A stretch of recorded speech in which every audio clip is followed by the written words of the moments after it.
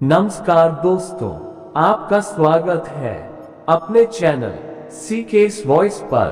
कहते हैं हर धर्म में कर्म कार्य कारण के सिद्धांत से जुड़ा हुआ है। कर्म का अर्थ है कोई कार्य या क्रिया जिसके आधार पर अन्य प्रतिक्रियाएं या परिणाम निकलते हैं। मनुष्य के अच्छे कर्म का अच्छा प्रभाव और उसके बुरे कर्म का बुरा प्रभाव देते हुए पूर्व जन्मों का एक चक्र बन जाता है, क्योंकि कुछ कर्म ऐसे होते हैं जिनका भुगतान उस जन्म में नहीं होता। इस तरह इस चक्र में अगले जन्म में उन कर्मों का फल भुगतना ही होता है। वीडियो में आगे बढ़ने से पहले यदि आपने अपने इस चैनल को सब्सक्राइब नहीं किया है तो जल्दी से सब्सक्राइब कर ले और लाइक शेयर करना ना भूलें।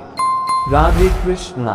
कर्मों के फल से कोई नहीं बच सका है, देर सवेर कर्मों का फल मिलता ही है।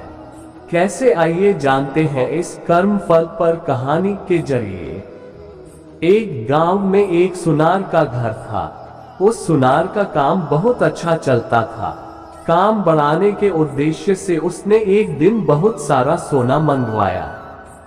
इस बात का पता जब गांव में रात को पहरा देने वाले पहरेदार को पता चला तो उसके मन में लालच आ गया।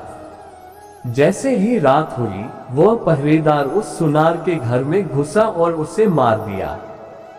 सुनार को मरने के बाद वह जैसे ही बाहर निकला तभी उसे सुनार के एक पड़ोसी ने देख लिया। वह पड़ोसी बहुत ही सज्जन पुरुष था। उसे अचानक देख पहरेदार घबरा गया।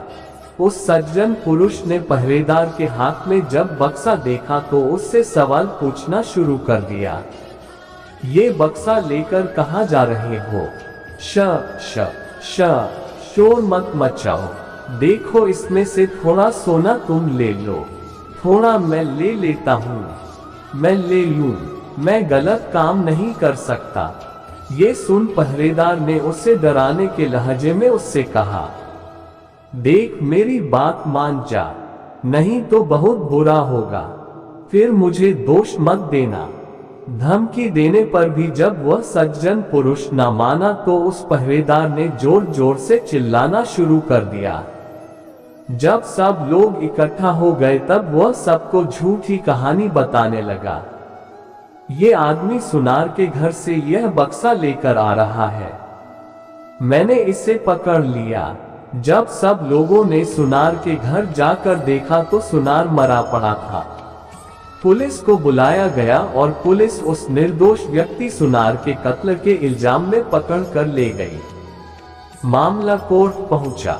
उस आदमी ने जज के सामने बहुत कोशिश की कि खुद को निर्दोष साबित कर सके, लेकिन सारे सबूत और गवाह उसके खिलाफ थे। जैसे ही उसको फांसी की सजा हुई वैसे ही उसके मुंह से निकला, भगवान के दरबार में कोई न्याय नहीं है।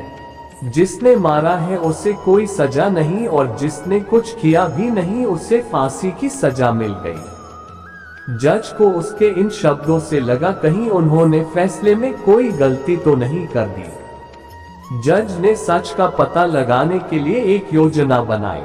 अगली सुबह एक आदमी रोता रोता जज के पास आया और बोला, सरकार, हमारे भाई की हत्या हो गई है, इसकी जांच होनी चाहिए। उस समय जज ने फांसी की सजा मिले व्यक्ति और उस पहरेदार को उस मरे हुए व्यक्ति की लाश उठाकर लाने को कहा। जब दोनों दिए गए पते पर पहुंचे तो देखे कि खून से लथपथ लाश चारपाई के ऊपर पड़ी है और उस पर चादर डाली गई है। दोनों ने उस चारपाई को उठाया और चलने लगे। रास्ते में उस पहरेदार ने उस फांसी की सजा मिले व्यक्ति को कहा, अगर तुमने उस रात मेरा कहा मान लिया होता तो तुम्हें फांसी की सजा भी न होती और सोना मिलता सो अलग। इस पर उस व्यक्ति ने जवाब दिया, मैंने तो सच का साथ दिया था, फिर भी मुझे फांसी हो गई। भगवान ने न्याय नहीं दिलाया मुझे। चलते चलते जब दोनों जज के सामने पहुंचे तो चारपाई पर पड़ी हुई लाश एकदम उठ गई। असल में वह लाश नहीं थी बल्कि जज द्वारा सच का पता लगाने के लिए गया एक सिपाही था। उस सिपाही ने उठकर सारी सच्चाई जज को बता दी। जज सच्चाई सुनकर बहुत हैरान हुए। पहरेदार को कैद कर लिया गया। न्याय हो गया था, लेकिन जज के मन को अभी भी शांति नहीं मिली थी। सो उन्होंने उस सज्जन व्यक्ति से कहा, इस मामले में तो तुम निर्दोष साबित हो चुके हो, लेकिन सच सच बताओ, तुमने कभी कोई हत्या की है क्या? जज की चालाकी वह व्यक्ति पहले देख ही चुका था, इसलिए अब वह झूठ बोलने से डर रहा था। इसलिए उसने सच्चाई बतानी शुरू की। बहुत पहले की बात है, एक दुष्ट व्यक्ति मेरी गैरहाजिरी में मेरी पत्नी से मिलने आया करता था। मैंने अपनी पत्नी और उस व्यक्ति को समझाने का बहुत प्रयास किया, मगर वे नहीं माने। एक दिन जब मैं अचानक घर पर गया तो देखा कि वह व्यक्ति घर पर ही था। मुझे बहुत गुस्सा आया। मैंने तलवार से उसे मार दिया और घर के पीछे बहती नदी में उसकी लाश फेंक दी। इस बारे में कभी किसी को कुछ भी नहीं पता चला।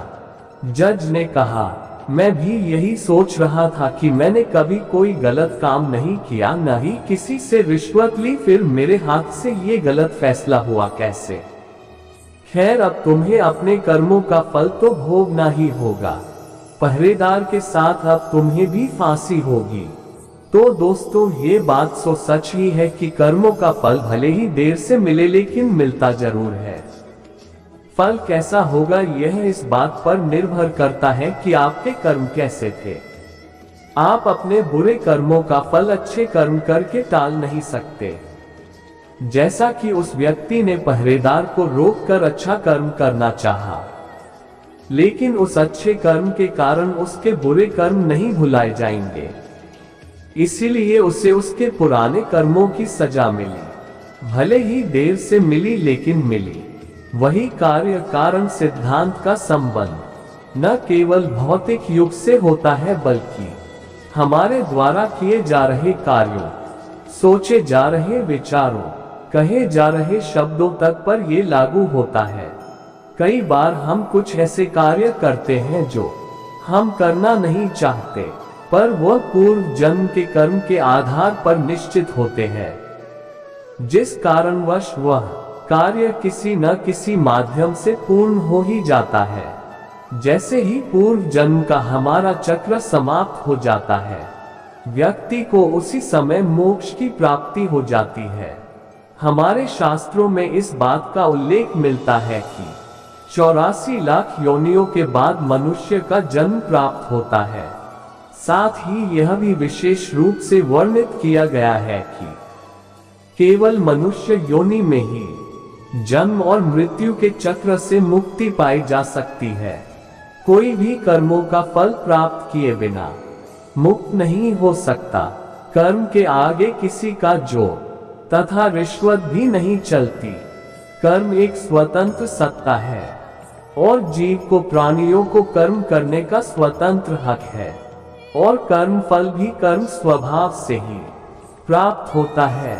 श्रीमद् भगवद गीता में कहा कि कर्म का फल कोई परमात्मा नहीं देता, व्यक्ति जो करता है वही उससे मिलता है।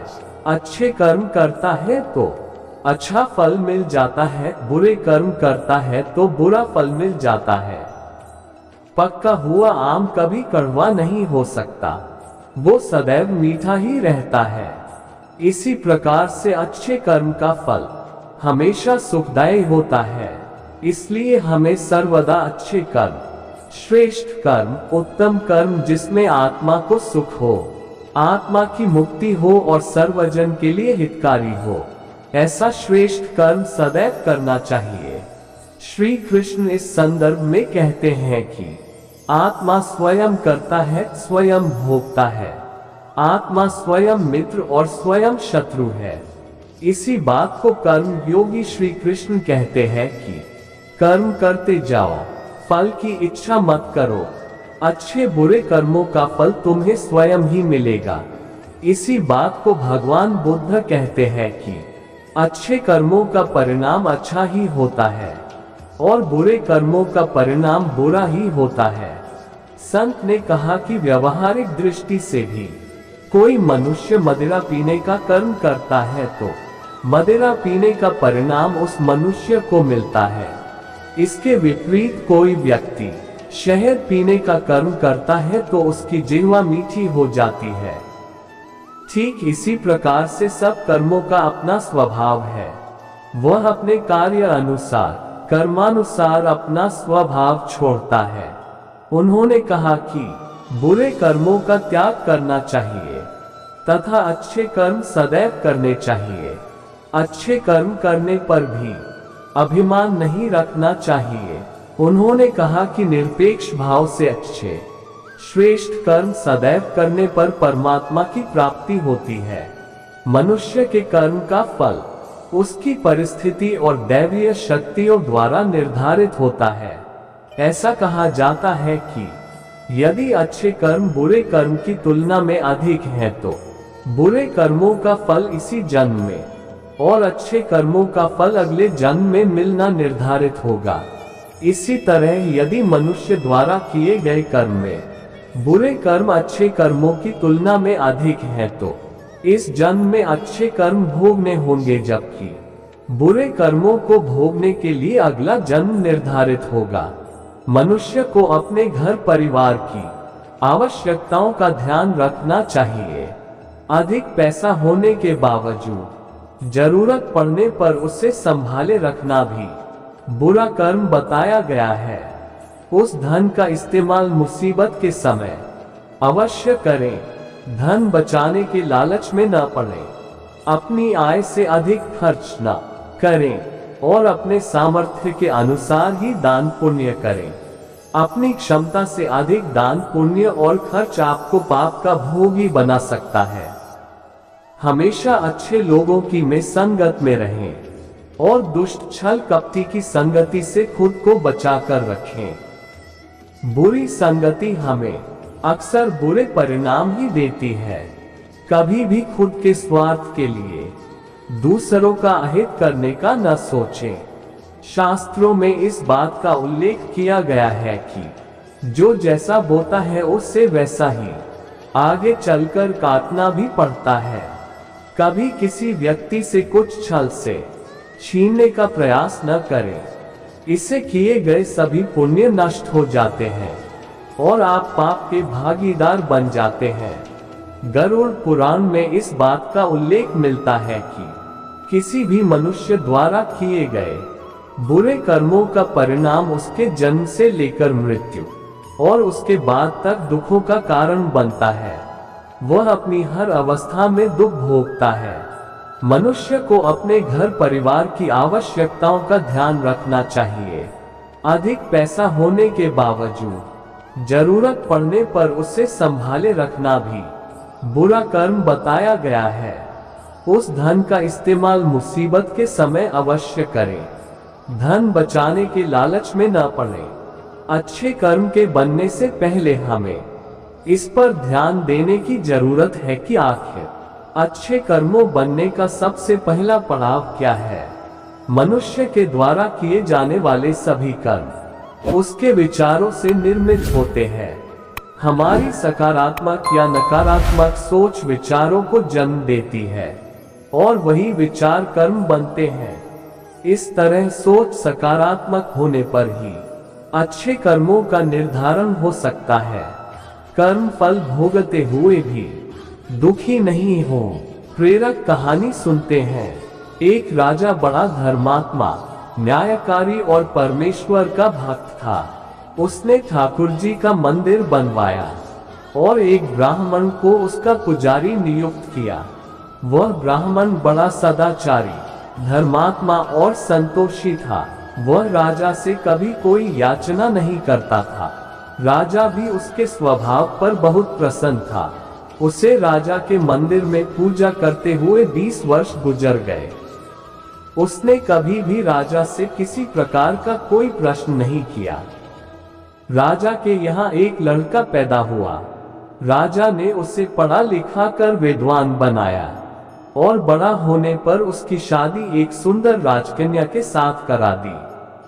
शादी करके जिस दिन राजकन्या को अपने राजमहल में लाए, उस रात्रि में राजकुमारी को नींद न आई। वह इधर उधर घूमने लगी। जब अपने पति के पलंग के पास आई तो क्या देखती है कि हीरे जवाहरात जड़ित मूठे वाली एक तलवार पड़ी है।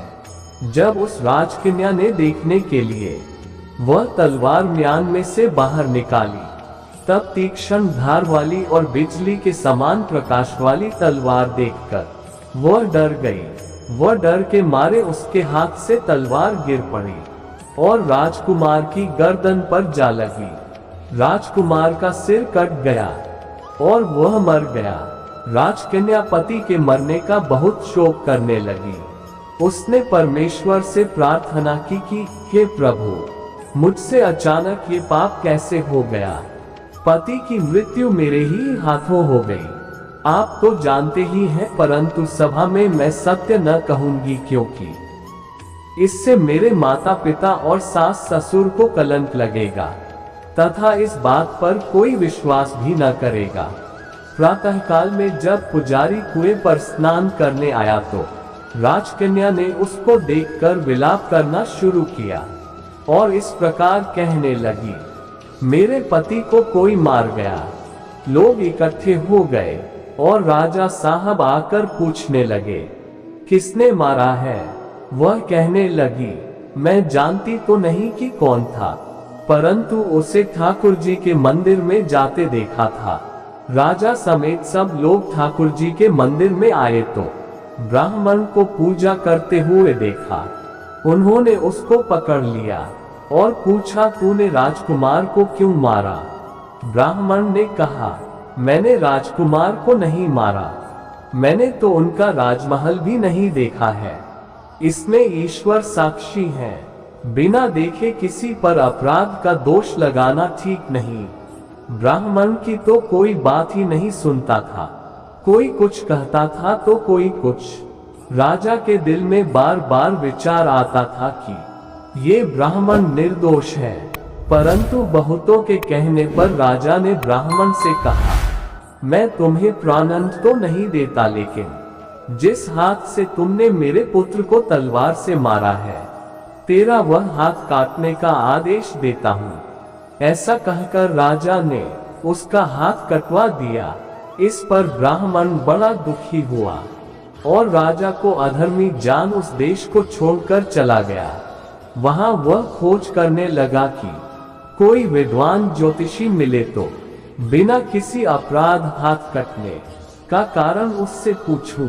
किसी ने उससे बताया कि काशी में एक विद्वान ज्योतिषी रहते हैं। तब वह उनके घर पर पहुंचा। ज्योतिषी कहीं बाहर गए थे। उसने उनकी धर्मपत्नी से पूछा, माता जी, आपके पति ज्योतिषी जी महाराज कहाँ गए हैं। तब उस स्त्री ने अपने मुख से अयोग्य असह्य दुर्वचन कहे, जिनको सुनकर वह ब्राह्मण हैरान हुआ और मन ही मन कहने लगा कि मैं तो अपना हाथ कटने का कारण पूछने आया था, परंतु अब इनका ही हाल पहले पूछूंगा। इतने में ज्योतिषी आ गए। घर में प्रवेश करते ही ब्राह्मणी ने अनेक दुर्वचन कहकर उनका तिरस्कार किया, परंतु ज्योतिषी जी चुप रहे और अपनी स्त्री को कुछ भी नहीं कहा। तदनंतर वे अपनी गद्दी पर आ बैठे। ब्राह्मण को देखकर ज्योतिषी ने उनसे कहा, कहिए ब्राह्मण देवता, कैसे आना हुआ। आया तो था अपने बारे में पूछने के लिए, परंतु पहले आप अपना हाल बताइए कि आपकी पत्नी अपनी जुबान से आपका इतना तिरस्कार क्यों करती है, जो किसी से भी नहीं सहा जाता और आप सहन कर लेते हैं। इसका कारण है, यह मेरी स्त्री नहीं, मेरा कर्म है। दुनिया में जिसको भी देखते हो, अर्थात भाई, पुत्र, शिष्य, पिता, गुरु, संबंधी, जो कुछ भी है, सब अपना कर्म ही है। ये स्त्री नहीं, मेरा किया हुआ कर्म ही है और यह भोगे बिना कटेगा नहीं। अवश्य में भोक्तव्यम, कृत कर्म शुभाशुभम, नाभुक्तम क्षीयते, कर्म कल्पकोट शत्रपि। अपना किया हुआ जो भी कुछ शुभ अशुभ कर्म है, वह अवश्य ही भोगना पड़ता है। बिना भोगे तो सैकड़ों करोड़ों कल्पों के गुजरने पर भी कर्म नहीं टल सकता। इसलिए मैं अपने कर्म खुशी से भोग रहा हूँ और अपनी स्त्री की ताड़ना भी नहीं करता, ताकि आगे इस कर्म का फल न भोगना पड़े। महाराज, आपने क्या कर्म किया था? सुनिए, पूर्व जन्म में मैं कौवा था और मेरी स्त्री गधी थी। इसकी पीठ पर फोड़ा था। फोड़े की पीड़ा से यह बड़ी दुखी थी और कमजोर भी हो गई थी। मेरा स्वभाव बड़ा दुष्ट था, इसलिए मैं इसके फोड़े में चोंच मारकर इसे ज्यादा दुखी करता था। जब दर्द के कारण ये कूदती थी तो इसकी फजीहत देखकर मैं खुश होता था। मेरे डर के कारण ये सहसा बाहर नहीं निकलती थी, किंतु मैं इसको ढूंढता फिरता था। ये जहां मिले वहीं इसे दुखी करता था। आखिर मेरे द्वारा बहुत सताए जाने पर त्रस्त होकर यह गांव से 10-12 मील दूर जंगल में चली गई। वहां गंगा जी के किनारे सघन वन में हरा हरा घास खाकर और मेरी चोटों से बचकर सुखपूर्वक रहने लगी। लेकिन मैं इसके बिना नहीं रह सकता था। इसको ढूंढते ढूंढते मैं उसी वन में जा पहुंचा और वहां इसे देखते ही मैं इसकी पीठ पर जोर से चोंच मारी तो मेरी चोंच इसकी हड्डी में चुभ गई। इस पर इसने अनेक प्रयास किए, फिर भी चोंच ना छूटी। मैंने भी चोंच निकालने का बड़ा प्रयत्न किया, मगर ना निकली। पानी के भय से ही ये दुष्ट मुझे छोड़ेगा, ऐसा सोचकर यह गंगा जी में प्रवेश कर गई। परंतु वहां भी मैं अपनी चोंच निकाल ना पाया। आखिर में यह बड़े प्रवाह में प्रवेश कर गई। गंगा का प्रवाह तेज होने के कारण हम दोनों बह गए और बीच में ही मर गए। तब गंगा जी के प्रभाव से ये तो ब्राह्मणी बनी और मैं बड़ा भारी ज्योतिषी बना। अब वही मेरी स्त्री हुई, जो मेरे मरण पर्यंत अपने मुख से गाली निकालकर मुझे दुख देगी और मैं भी अपने पूर्व कर्मों का फल समझकर सहन करता रहूंगा। इसका दोष नहीं मानूंगा, क्योंकि ये किए हुए कर्मों का ही फल है। इसलिए मैं शांत रहता हूँ। अब अपना प्रश्न पूछो। ब्राह्मण ने अपना सब समाचार सुनाया और पूछा, अधर्मी पापी राजा ने मुझ निरपराध का हाथ क्यों कटवाया? ज्योतिषी, राजा ने आपका हाथ नहीं कटवाया, आपके कर्म ने ही आपका हाथ कटवाया है। किस प्रकार? पूर्व जन्म में आप एक तपस्वी थे और राजकन्या गौ थी तथा राजकुमार कसाई था। वह कसाई जब गौ को मारने लगा, तब गौ बेचारी जान बचाकर आपके सामने से जंगल में भाग गई। पीछे से कसाई आया और आपसे पूछा कि इधर कोई गाय तो नहीं गया है? आपने प्रण कर रखा था कि झूठ नहीं बोलूंगा, अतः जिस तरफ गौ गई थी उस तरफ आपने हाथ से इशारा किया तो उस कसाई ने जाकर गौ को मार डाला। गंगा के किनारे वह उसकी चमड़ी निकाल रहा था। इतने में ही उस जंगल से शेर आया और गौ एवं कसाई दोनों को खाकर गंगा जी के किनारे ही उनकी हड्डियां उसमें बह गईं। गंगा जी के प्रताप से कसाई को राजकुमार और गौ को राजकन्या का जन्म मिला एवं पूर्वजन्म के किए हुए उस कर्म ने एक रात्रि के लिए उन दोनों को इकट्ठा किया। क्योंकि कसाई ने गौ को हंसिए से मारा था, इसी कारण राजकन्या के हाथों अनायास ही तलवार गिरने से राजकुमार का सिर कट गया और वह मर गया। इस तरह अपना फल देकर कर्म निवृत्त हो गया। तुमने जो हाथ का इशारा रूप कर्म किया था, उस पाप कर्म ने तुम्हारा हाथ कटवा दिया है। इसमें तुम्हारा ही दोष है, किसी अन्य का नहीं। ऐसा निश्चय कर सुखपूर्वक रहो। कर्म फल का भोग टलता नहीं। कितना सहज है ज्ञान संयुक्त जीवन। यदि हम इस कर्म सिद्धांत को मान लें और जान ले तो पूर्वकृत घोर से घोर कर्म का फल भोगते हुए भी हम दुखी नहीं होंगे, बल्कि अपने चित्त की समता बनाए रखने में सफल होंगे। भगवान श्री कृष्ण इस समत्व के अभ्यास को ही समत्व योग संबोधित करते हैं, जिसमें दृढ़ स्थिति प्राप्त होने पर मनुष्य कर्म बंधन से मुक्त हो जाता है। कर्म फल पर कहानी आपको कैसी लगी? अपने विचार हमें कमेंट बॉक्स के जरिए जरूर बताएं। उम्मीद है आज की वीडियो आपको पसंद आई होगी। ऐसे अद्भुत बातों को जानने के लिए यदि आपने अपने इस चैनल को सब्सक्राइब नहीं किया है तो जल्दी से सब्सक्राइब जरूर कर ले और लाइक शेयर करना ना भूलें। अंत तक बने रहने के लिए शुक्रिया। राधे राधे, राधे कृष्णा।